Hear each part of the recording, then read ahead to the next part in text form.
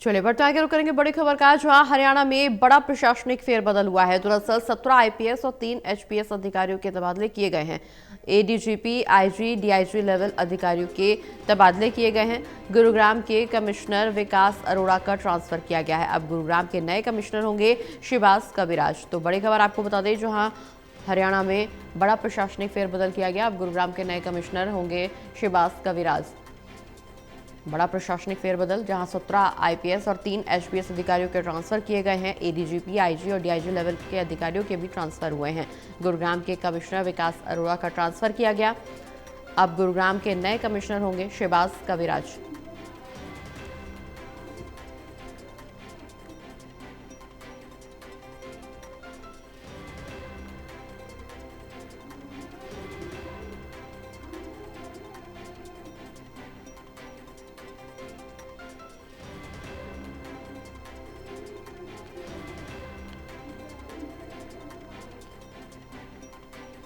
तो बड़ी खबर आपको बता दें, जहां बड़े फेरबदल यहां प्रशासनिक अमले में देखने को मिल रहे हैं। गुरुग्राम के कमिश्नर विकास अरोड़ा का तबादला हुआ है। अब गुरुग्राम के नए कमिश्नर होंगे शिबाज कविराज। हरियाणा में बड़ा प्रशासनिक फेरबदल, 17 आईपीएस और 3 एचपीएस अधिकारियों के ट्रांसफर किए गए हैं। जहां एडीजीपी, आईजी, डीआईजी लेवल के अधिकारियों में ट्रांसफर हुआ है। गुरुग्राम के कमिश्नर का ट्रांसफर किया गया। अब गुरुग्राम के नए कमिश्नर होंगे शिबाज कविराज।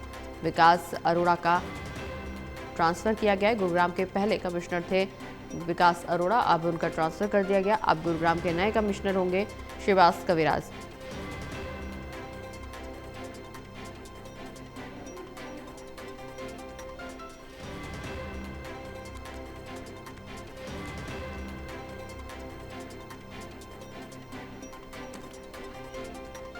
तो गुरुग्राम के कमिश्नर विकास अरोड़ा का तबादला हुआ है। दरअसल अब नए गुरुग्राम के कमिश्नर होंगे शिबाज कविराज। हरियाणा में बड़ा प्रशासनिक फेरबदल देखने को मिल रहा है, जहां 17 आईपीएस और 3 एचपीएस अधिकारियों के ट्रांसफर किए गए। एडीजीपी, आईजी, डीआईजी लेवल के अधिकारियों के ट्रांसफर हुए हैं। गुरुग्राम के कमिश्नर विकास अरोड़ा का ट्रांसफर किया गया है। अब गुरुग्राम के नए कमिश्नर होंगे शिबाज कविराज। हरियाणा में बड़ा प्रशासनिक फेरबदल हुआ है। 17 आईपीएस और 3 एचपीएस अधिकारियों के ट्रांसफर हुए हैं। एडीजीपी, आईजी और डीआईजी लेवल के अधिकारियों के भी तबादले किए गए। ज्यादा जानकारी के लिए हमारे साथ एसोसिएट एडिटर देवेंद्र कथुरे जी जुड़े हुए। देवेंद्र जी, हरियाणा में बड़ा प्रशासनिक फेरबदल देखने को मिला, जहां 17 आईपीएस, 3 एचपीएस अधिकारियों के तबादले किए गए, ट्रांसफर किए गए। खास बात यह कि गुरुग्राम के कमिश्नर भी बदले गए हैं। देखिए प्रगति, जिस तरीके से लगातार तबादले किए जा रहे हैं सीनियर आईएएस के और आईपीएस की, 17 आईपीएस के तबादले, दरअसल लॉ एंड ऑर्डर को लेकर सरकार निशाने पर है। जिस तरीके से आप देखिए परसों झज्जर में क्या हुआ, हर रोज कोई ना कोई बड़ी वारदात हो रही है जिससे सरकार पर सवाल खड़े हो रहे हैं। और वो इसलिए भी कि गृह मंत्रालय खुद मुख्यमंत्री नायब सिंह सैनी के पास है, विपक्ष हमलावर है। और ये बात बिल्कुल सही है जी। राजनीतिक तौर पर राजनीति को एक तरफ भी रख दें तो जिस तरह का माहौल है, लोगों में डर बना हुआ है। ऐसी स्थिति में सरकार कोशिश करिए कि पूंजी निवेश हो, बाहर की कंपनियां, बाहर के प्रदेशों के बड़े उद्योगपति हरियाणा में यूनिट्स लगाएं तो उससे फर्क पड़ता है। देखिए, जहां अमन चैन होगा, व्यापार और उद्योग तभी फलते फूलते हैं।